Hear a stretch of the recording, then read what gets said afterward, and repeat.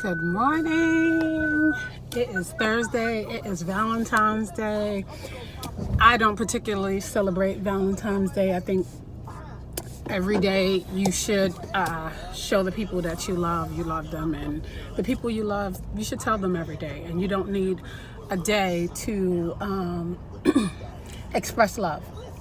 But for those of you who do celebrate Valentine's Day, happy Valentine's Day to you. Hope your day is filled with chocolate candy, roses, Rolexes, whatever is your flavor and whatever is your expectation from your significant other.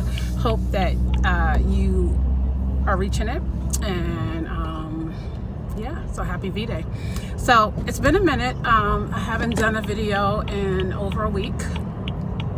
And it's been just processing a lot of changes. So a lot of things are happening personally in my life, and shopping for editors has taken a lot of time. So I want to talk about my experience with shopping for editors. So what I wanted in an editor, or what I've been looking for in an editor, is someone who will, of course, make sure all my grammar, punctuation, and all those things in order, but also if need be, if I need to reword something, make sure that syntax is in place, and everything makes sense and things aren't coinciding, and I didn't say this happened on this date and then after I went back to another date. So just to make sure sequential things were in order.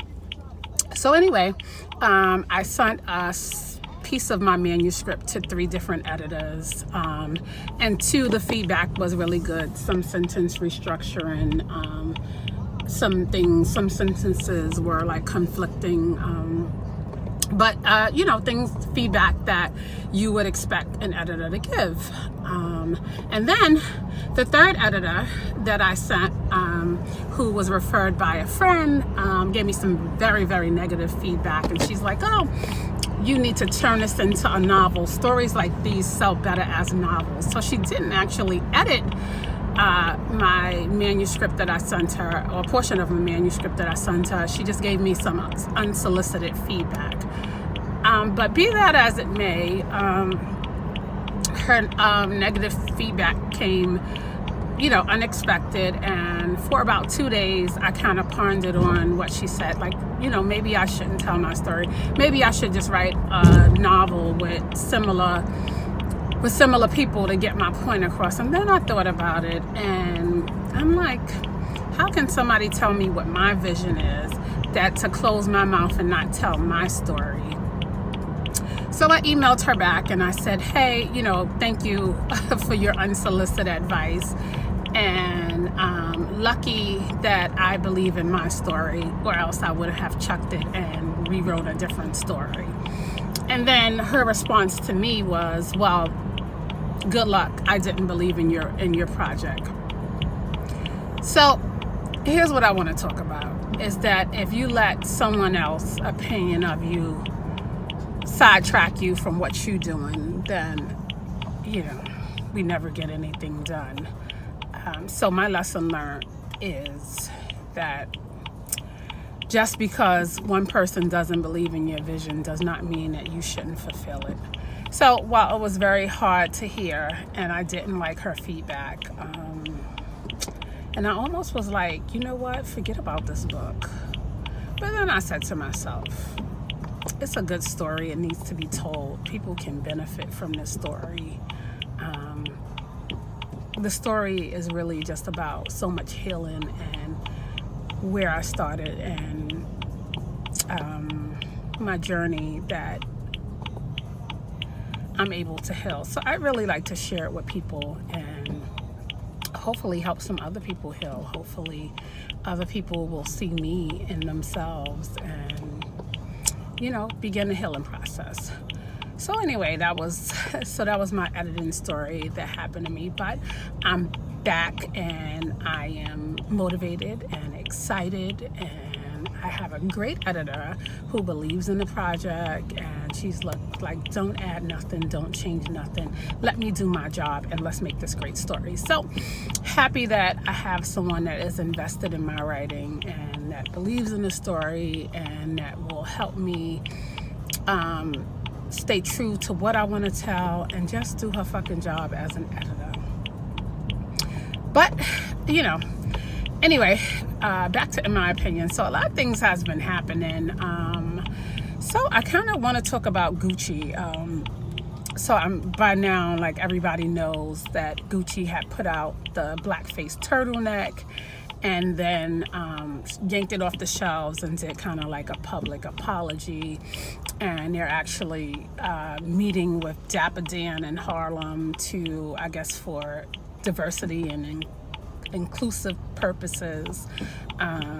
So really, in my opinion, they're just trying to save the black fucking dollar. Like, we spend a lot of money at Gucci collectively.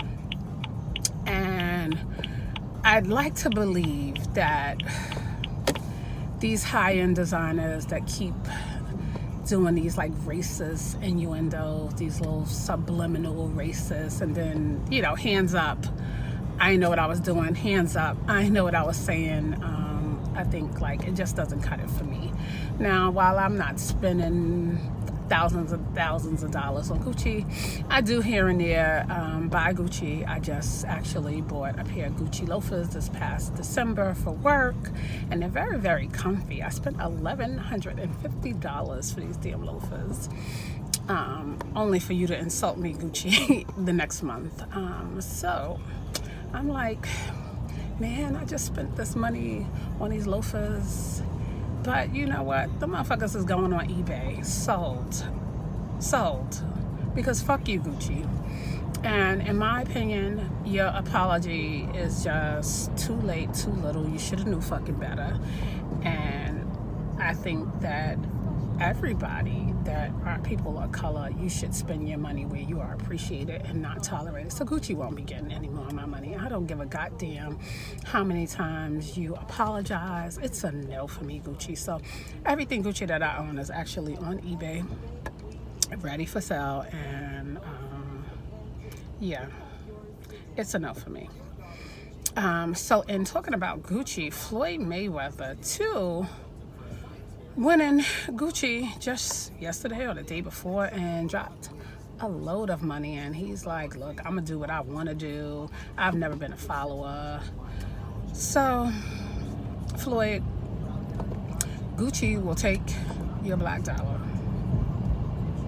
and you are not separate from the black race. You are just not. But if you want to spend your money and where you are just tolerated and really hated, then Floyd, good luck to you. But in my opinion, as a people, we shouldn't support anything that Floyd does until he denounces Gucci. So that means let's unfollow him on Instagram when he's doing those fights and sparring matches in China and across the world. Let's not watch it. Let's not give him any energy, because as a people, we need to support each other. We need to rally around people who do support us and who stand up for us. And Floyd, you ain't standing up for us. This affects you, it affects your kids, it affects how you're treated, because at the end of the day, your black face could be pulled over, heads blown out before they even realize that you are Floyd Mayweather. So, if I have any friends that are rocking Gucci, I'm calling them out. So, I am headed to work, and I'd like to know what you guys think about Gucci. Are there any black people out there that's still like, man, I paid $2,000 for these shoes. I'm gonna wear these shoes. Did you buy fake Gucci? And you like, man, it ain't real any fucking way. So, as a matter of fact, I think that's what we should do. We should all buy some fake Gucci shit and give that shit to the China man or the black man that's fucking copying Gucci. That's a great idea. But for those of you out there who are watching, what is your stance on Gucci? Are you still wearing it? Are you like F Gucci? Are you like, I'm not buying no more, but I'm gonna wear what I got? Like, what is your take on it? So signing off. Happy V-Day again to those of you who celebrate. Be loved, give love, and yeah, signing off. Bye.